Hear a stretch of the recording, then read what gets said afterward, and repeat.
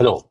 In this video, I'll show you how to send test emails for your email templates in LeadCenter, especially how you can use, how you can test the shortcodes or the merge fields properly. So I'm in the email template screen. Let me switch to the table view. And then, for example, I want to test one of the events templates. And let me go to the second page. Maybe I want to send to test the 15 minutes webinar event reminder when I open it. So this is the email, a simple email. And then actually there is a send test email here. When you click on it, this will allow you to send test email. You can send the test email directly to any email.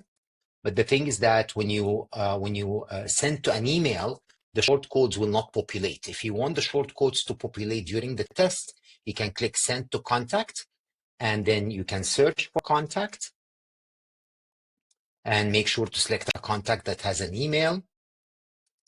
And then if you are testing for an event, for example, it will show you this. You can select the event that from the drop down.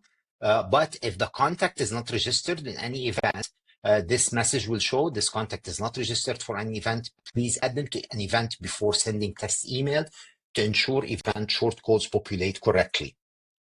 So make sure if you are doing testing for templates, for event templates, make sure to add your test contact to that event. So the event dropdown will populate. Once it populates here, you can click send and the shortcodes, and then you will receive an email and you can see how the shortcodes look on an actual email for an event. Thank you.